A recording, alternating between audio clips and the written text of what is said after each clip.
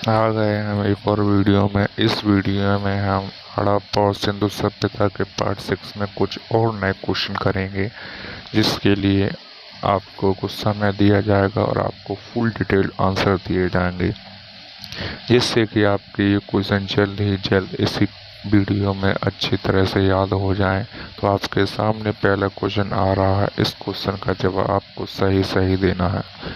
तो आपको बताना है कि निम्नलिखित में से कौन मोहनजोदड़ो की सबसे बड़ी इमारत मानी जाती है।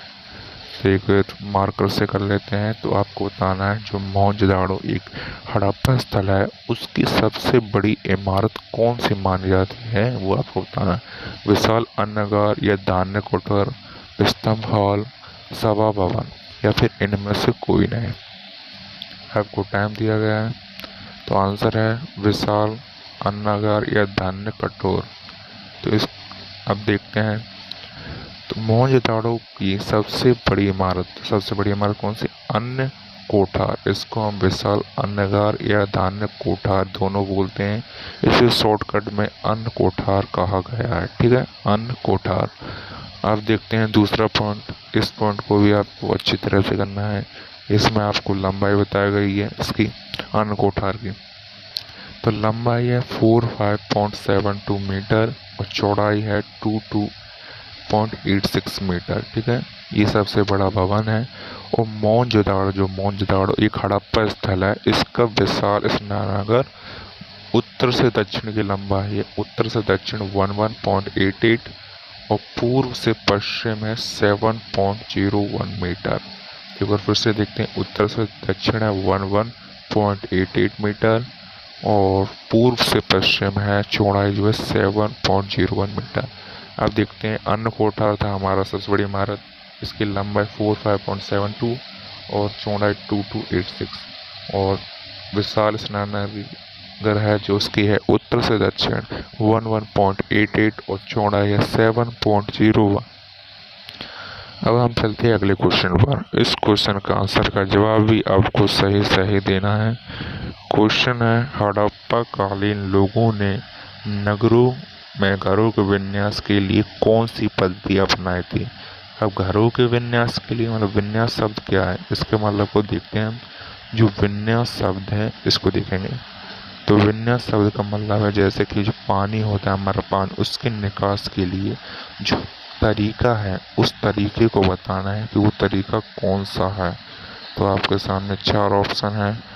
कमल पुष्प की आकृति का, गोल आकृति में, या ग्रिड पद्धति में, या त्रिभुज आकृति में। तो इसका सही आंसर है ग्रिड पद्धति में।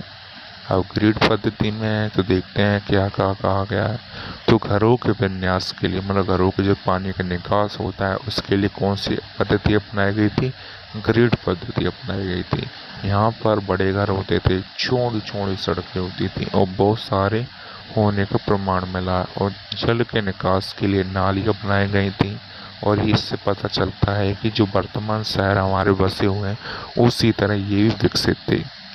चलते हैं हम अगले क्वेश्चन पर और इस क्वेश्चन का आंसर का जवाब भी आपको सही से देना है। तो क्वेश्चन है कि आपको कुछ प्राचीन स्थल दिए मतलब प्राचीन जगह के नाम दिए गए हैं और आपको बताना है कि जो नीचे अवशेष दिए गए हैं आपको, ये जो अवशेष हैं इन अवशेषों का रिलेशन बताने की कौन कौन सी जगह पर कौन कौन से अवशेष मिले हैं, ये आप सभी को बताना है। ठीक है, तो देख कर आपको समझ नहीं आया क्या बताना है। तो क्या क्या चीज़ें मिली हैं वो आपको लिख लेते हैं। क्या क्या चीज़ें मिली हैं, ठीक है। तो कौन कौन सी चीज़ें मिली हैं ये आपको बताना है, कौन कौन सी जगह पर। ठीक है, तो अब हम इसको मिटा लेते हैं। अब आपको ऑप्शन दिखाएंगे तो अपने ऑप्शन लगाना है, सही लगाएं सभी लोग।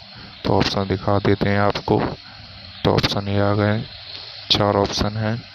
A1 B2 C3 D4, दूसरा है A2 B1 C4 D3, तीसरा है A1 B2 C4 D3 और तीसरा है लास्ट है A3 B1 C4 D2। ठीक है, तो आपने आंसर लगा दिया होगा।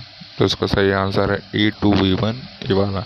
अब एक्सप्लेन देखो, हमें एक्सप्लेन से मतलब है क्वेश्चन कैसा भी है उसका आंसर पता होना चाहिए। देखते हैं। तो लोथल कहाँ है ये आपको बताना है कमेंट बॉक्स में। तो लोथल के जो पूर्वी भाग है, वहाँ से हमें डॉकयार्ड जिसको बोलते हैं गोदीवाड़ा के साक्ष्य मिले हैं। और ये कितना क्या है इसके बारे में बताते हैं। 214 में 214 मीटर गहराई कितनी है, 3.3 मीटर का। ठीक है। जुते हुए खेत के और नक्काशीदार ईंट में डिजाइनिंग ईंटें हमने बताई थी जो कालीबंगन से मिली हैं। और धूलवीरा से 10 बड़ी अक्षरों मतलब कुछ बड़े बड़े अक्षरों में लिखा एक सूचना या फिर नोटिस जैसा मिला है, नोटिस बोर्ड जैसा। लास्ट हमारा जो बनावाली है, बनावाली के से हल्की आकृति का खिलौना मतलब खिलौना मिला है। और खिलौना भी कैसा है, जो हल्की जो आकृति होती उस प्रकार। अब एक बार फिर से देखेंगे तो जो हमारा है पहला पॉइंट है उसको देखें ध्यान से। अभी पहले कर लेते हैं। तो पहले पॉइंट में जो है गोदीवाड़ा है, इसकी लंबाई देख लीजिए और नक्काशीदार ईंटें कहाँ से मैंने ये भी देख लीजिए। सूचना पट धौलवीरा से और हल्की खेत की आकृति बनावाली से। ठीक है। अब हम चलते हैं अगले क्वेश्चन पर और इस क्वेश्चन के आंसर का जवाब भी आपको इसी तरह डिटेल देना है। तो निम्नलिखित पशुओं में से किस एक हड़प्पा सभ्यता पाई मोहरों और टेराकोटा कलाकृतियों के निरूपण अंकन नहीं हुआ था। तो आपको ये बताना ऐसा कौन सा पशु है जिनकी मोहर मतलब जो मोहरें बनाई गई थी उस पर उसका चित्र नहीं बना है।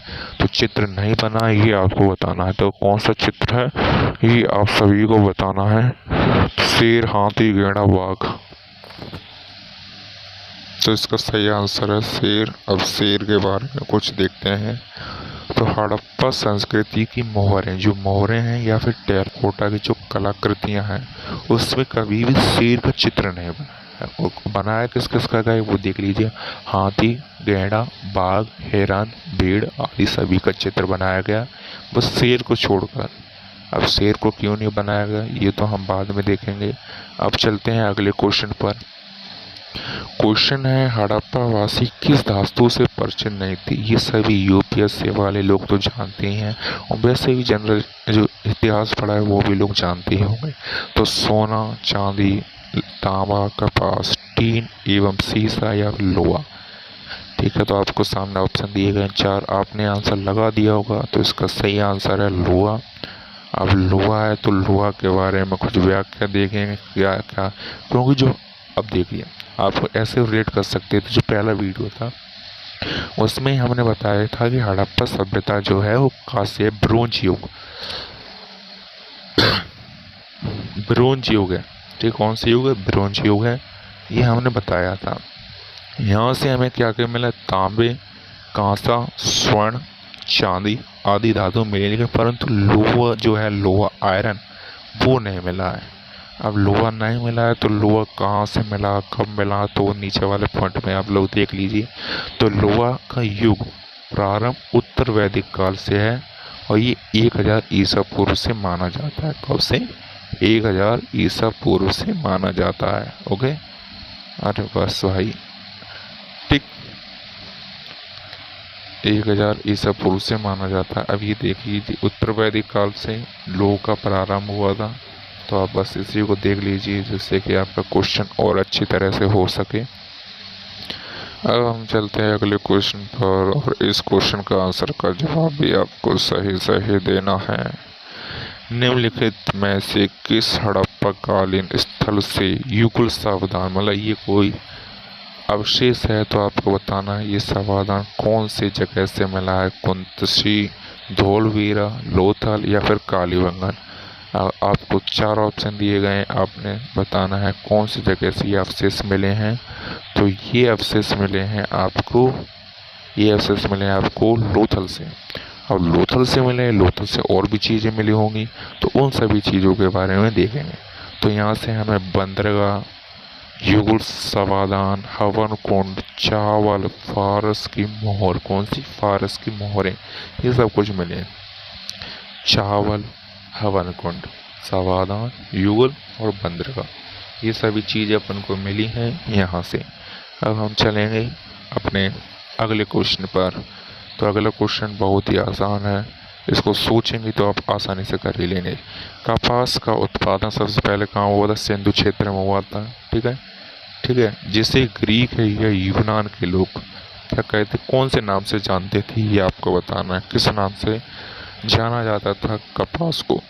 सिंडन, कॉटन या ए बी दोनों या फिर हड़प्पा? 4 ऑप्शन है और आपका सही आंसर आप लोगों ने लगा दिया होगा। तो इसका सही आंसर है सिंडन। अब सिंडन है तो सिंडन के बारे में देखेंगे। तो सिंडन के बारे में देखते हैं। तो सिंडन के बारे में देखें इससे पहले हम सिंडन शब्द को देख लेते हैं। जो सिंडन शब्द है वो 2 शब्दों से मिलकर बना है। पहला तो है हमारा सिंधु, ठीक है, और दूसरा हमारा कॉटन। कौन सा? कॉटन शब्द। तो इन दोनों से मिलकर बना है सिंडन। अब आप समझ लीजिए कैसे बना है। उसके बाद देखते हैं, अब इसकी व्याख्या देख लेते हैं जिससे कि ये क्वेश्चन और अच्छी तरह से याद हो जाए। कपास पैदा करने का श्रेय सिंधु सभ्यता के लोगों को जाता है और यूनान के लोग ऐसे कपास को सिंडन कहते थे।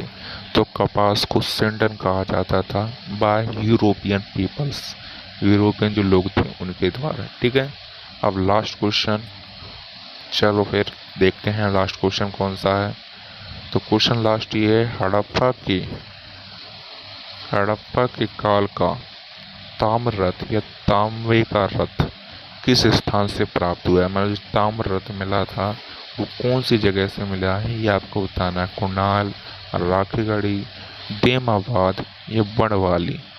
तो आपके सामने 4 ऑप्शन दिए हैं और आपने सही आंसर लगाना है।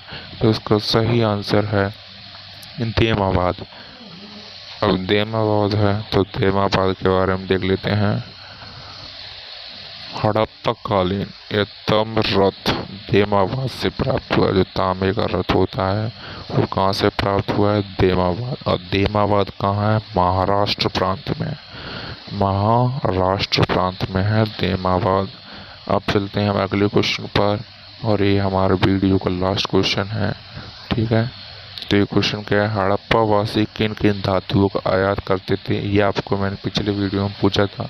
तो आपको सही आंसर इस वीडियो में बता रहे हैं। इसका सही आंसर क्या होगा? 1 2 3, 1 व 2, 1 व 3, 2 व 3। आपने सही आंसर बताया तो इसका सही आंसर है चांदी, टीन और सोना। अब ये कहाँ से आते थे तो इसके बारे में आप नीचे देख लीजिए, व्याख्या दी गई, धीरे धीरे कर रहे हैं स्क्रॉल डाउन, ठीक है। यही आपने अब आप अगला क्वेश्चन देखिए, आपको अगले वीडियो में बताना है इस क्वेश्चन के आंसर का जवाब आपको सही देना। ये है आपका क्वेश्चन। चलो मिलते हैं, बाय बाय।